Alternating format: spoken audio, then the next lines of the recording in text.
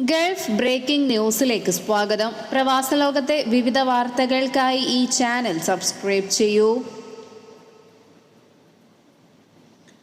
കുവൈറ്റിൽ സമഗ്ര ആരോഗ്യ സർവേയുടെ ആദ്യഘട്ടത്തിന് തുടക്കമായി. ആരോഗ്യ മന്ത്രാലയം ഔദ്യോഗിക വക്താവ് ഡോക്ടർ അബ്ദുള്ള അൽ സനദിന്റെ നേതൃത്വത്തിൽ കുവൈറ്റ് നാഷണൽ പോപ്പുലേഷൻ ഹെൽത്ത് സർവേയുടെ ആദ്യഘട്ടം ആരംഭിച്ചതായി അധികൃതർ അറിയിച്ചു. രാജ്യത്തിന്റെ വിശാലമായ വികസന തന്ത്രത്തിന്റെ ഭാഗമായി നടപ്പിലാക്കുന്ന ഈ സംരംഭം കുവൈറ്റിലെ സ്വദേശികളും വിദേശികളും ഉൾപ്പെടെ എല്ലാ താമസക്കാരുടെയും ആരോഗ്യവും ക്ഷേമവും ഉറപ്പുവരുത്തുക എന്ന ലക്ഷ്യത്തോടെയാണ് നടപ്പിലാക്കുന്നതെന്ന് അധികൃതർ അറിയിച്ചു. ദേശീയ ആരോഗ്യ ഡാറ്റ ഘടന മെച്ചപ്പെടുത്തുക എന്നതാണ് ആരോഗ്യ സർവേയിലൂടെ പ്രധാനമായും ഉദ്ദേശിക്കുന്നത്.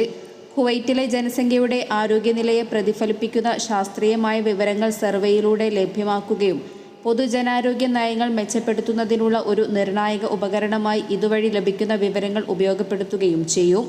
കുവൈറ്റിന്റെ വർദ്ധിച്ചുകൊണ്ടിരിക്കുന്ന ആരോഗ്യ വെല്ലുവിളികളെ നേരിടാൻ ഇതിലൂടെ സാധിക്കുമെന്നും അധികൃതർ അറിയിച്ചു.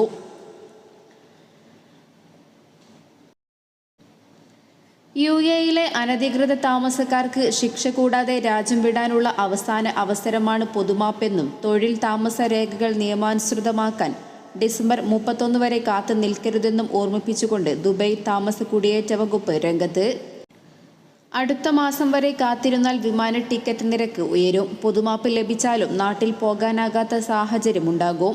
അടുത്ത മാസം 2ാമത്തെ ആഴ്ചയോടെ ടിക്കറ്റ് നിരക്ക് 2 ഇരട്ടിയാകും.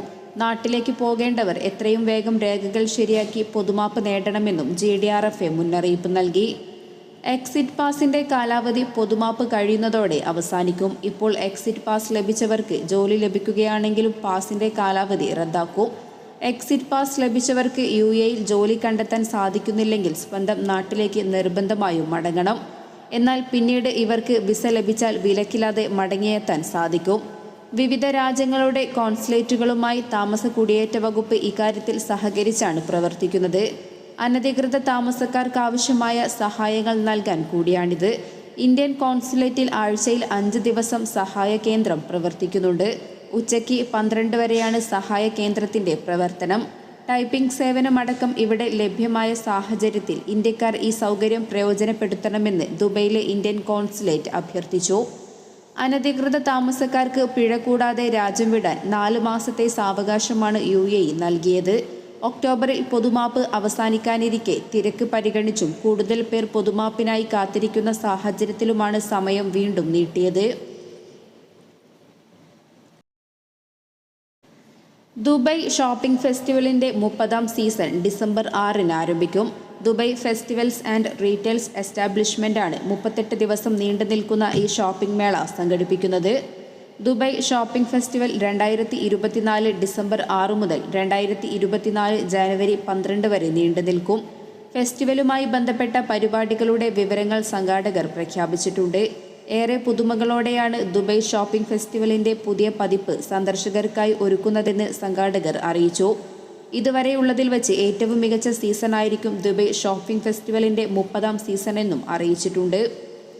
ഇത്തവണ ദുബായ് ഷോപ്പിംഗ് ഫെസ്റ്റിവലുമായി ബന്ധപ്പെട്ട് ചില്ലറ വിൽപ്പന മേഖലയിലെ ഏറ്റവും വലിയ വിലക്കിഴിവുകൾ, ദിനം തോറും 2 തവണ വീതമുള്ള സൗജന്യ ഡ്രോൺ ഷോ, റാഫിൾ നറുക്കെടുപ്പുകൾ, ദിനം തോറുമുള്ള അതിഗംഭീരമായ വെടിക്കെട്ട്, പുതുവർഷാഘോഷങ്ങൾ തുടങ്ങിയ സവിശേഷതകൾ ഒരുക്കുന്നതാണ്. ഒമാനിൽ വാണിജ്യ ഉൽപ്പന്നങ്ങളിൽ ദേശീയ ചിഹ്നങ്ങളും ചിത്രങ്ങളും ദുരുപയോഗം ചെയ്യുന്നതിനെതിരെ മുന്നറിയിപ്പുമായി ഒമാൻ വാണിജ്യ മന്ത്രാലയം രംഗത്ത്. ദേശീയ ദിനത്തോടനുബന്ധിച്ചാണ് വാണിജ്യ വ്യവസായ നിക്ഷേപ പ്രോത്സാഹന മന്ത്രാലയം സ്ഥാപനങ്ങളിൽ കർശന പരിശോധന തുടങ്ങിയത്. സ്വകാര്യ സ്ഥാപനങ്ങൾ, വാണിജ്യ കമ്പനികൾ, സോഷ്യൽ മീഡിയ അക്കൗണ്ടുകൾ, വിവിധ വാണിജ്യ ഉൽപ്പന്നങ്ങൾ എന്നിവയിൽ ലൈസൻസ് ഇല്ലാതെ ദേശീയ മുദ്രകൾ ഉപയോഗിക്കുന്നത് വിലക്കിയിട്ടുണ്ട്. ഇവ ഉപയോഗിക്കുന്നതിന് ലൈസൻസ് വേണമെന്നും മന്ത്രാലയം അറിയിച്ചു. മന്ത്രാലയത്തിൽ അപേക്ഷിച്ച് ലൈസൻസ് നേടാം.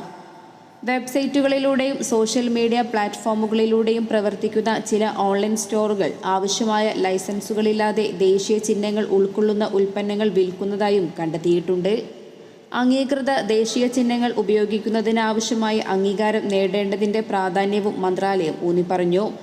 ഓൺലൈൻ കച്ചവട സ്ഥാപനങ്ങൾ അവരുടെ ഓൺലൈൻ പ്ലാറ്റ്ഫോമുകളിൽ ഇ-കൊമേഴ്സ് ലൈസൻസ് നമ്പർ പ്രദർശിപ്പിക്കണമെന്ന മുന്നറിയിപ്പും അധികൃതർ നൽകിയിട്ടുണ്ട്.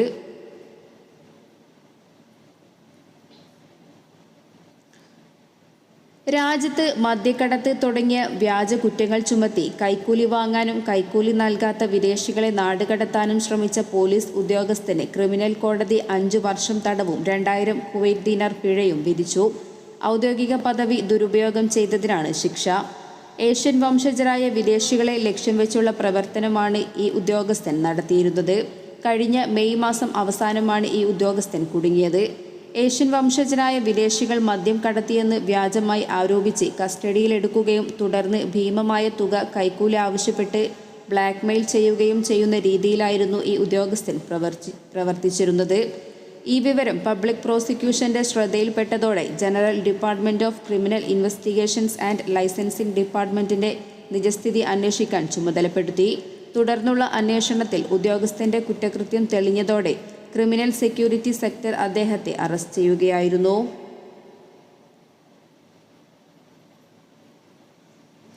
രാജ്യാന്തര വിപണിയിൽ ഡോളറിനെതിരെ രൂപയുടെ മൂല്യം ഇടിഞ്ഞത് പ്രവാസികൾക്ക് നേട്ടമാകുന്നു. ഗൾഫ് കറൻസികളുടെ മൂല്യത്തിലും ചലനമുണ്ടായതോടെ രൂപ റെക്കോർഡ് തകർച്ചയിലായി. കഴിഞ്ഞ ദിവസം വൈകുന്നേരം ഒരു ദിർഹത്തിന് 23 രൂപയായിരുന്നു ഓൺലൈൻ നിരക്ക്. ഇതാദ്യമായാണ് 23-ലെത്തുന്നത്. UAE പ്രമുഖ ആപ്പുകളായ ബോട്ടിം ഒരു ദിർഹത്തിന് 22.99 രൂപയും ഇത്തിസലാത്തിന്റെ ഇ-എൻഡ് മണി ആപ്പ് 22.96 രൂപയും വാഗ്ദാനം ചെയ്തപ്പോൾ രാജ്യത്തെ വിവിധ ധനവിനിമയ സ്ഥാപനങ്ങൾ 22.86 മുതൽ 22.89 രൂപ വരെയാണ് നൽകിയത്. സൗദി റിയാൽ 22.48 രൂപ, ഖത്തർ റിയാൽ 23.17 രൂപ, ഒമാനി റിയാൽ 219.33 രൂപ, ബഹ്റൈൻ ദീനാർ 224.04 രൂപ, കുവൈറ്റ് ദീനാർ 274.51 രൂപ എന്നിങ്ങനെയാണ് ഇതര GCC രാജ്യങ്ങളിലെ കറൻസികളുടെ രാജ്യാന്തര വിനിമയ നിരക്ക്. ഇതിൽ 10 മുതൽ 25 പൈസ വരെ കുറച്ചാണ് പല ധനവിനിമയ സ്ഥാപനങ്ങളും നൽകുന്നത്. മെച്ചപ്പെട്ട നിരക്കിന്റെ ആനുകൂല്യം പ്രയോജനപ്പെടുത്തി പ്രവാസികൾ നാട്ടിലേക്ക് പണം അയച്ചപ്പോൾ ഏഷ്യൻ രാജ്യങ്ങളിലേക്കും കോടികൾ ഒഴുകിയിട്ടുണ്ട്. ഓൺലൈൻ ആപ്പ് വഴി മികച്ച നിരക്ക് ലഭിക്കുന്നതിനാലും സർവീസ് ചാർജ് കുറവായതിനാലും നാട്ടിലേക്ക് പണം അയക്കാൻ പലരും ആശ്രയിക്കുന്നത് ഇവരെയാണ്. ഏതു സമയത്തും എവിടെയിരുന്നും പണം ആപ്പിലൂടെ അയക്കാമെന്നതും സൗകര്യപ്രദമാണ്. അതേസമയം US പ്രസിഡന്റായി ഡൊണാൾഡ് ട്രംപ് തിരഞ്ഞെടുക്കപ്പെട്ടതോടെ ഡോളർ ശക്തി പ്രാപിച്ചതാണ് രൂപയ്ക്കും സ്വർണത്തിനും ഇടിവുണ്ടാകാൻ കാരണമെന്ന് സാമ്പത്തിക വിദഗ്ധർ ചൂണ്ടിക്കാട്ടുന്നു. ഇതോടെ വിദേശ ധനകാര്യ സ്ഥാപനങ്ങൾ ഇന്ത്യയിലെ നിക്ഷേപം പിൻവലിച്ച് ഡോളറിലേക്ക് മാറുന്നതും വർഷാവസാനത്തോടെ ലാഭമെടുത്ത് ഇന്ത്യൻ വിപണിയിൽ നിന്നും പിൻവാങ്ങുന്നതും രൂപയ്ക്ക് തിരിച്ചടിയായി. മേഖലയിലെ അസ്ഥിരതയും ഡോളറിന് കരുത്തുകൂട്ടി. വിപണിയിൽ ഇപ്പോൾ ഇടപെടേണ്ട കാര്യമില്ലെന്ന റിസർവ് ബാങ്ക് ഓഫ് ഇന്ത്യയുടെ കടുത്ത നിലപാടും രൂപയെ തകർച്ചയിലേക്ക് നയിച്ചതായി വിദഗ്ധർ ചൂണ്ടിക്കാണിക്കുന്നു. ഈ നില തുടർന്നാൽ ഡോളറിന് വൈകാതെ 83.45 രൂപ വരെ എത്തുമെന്നും സാമ്പത്തിക വിദഗ്ധർ സൂചിപ്പിക്കുന്നു.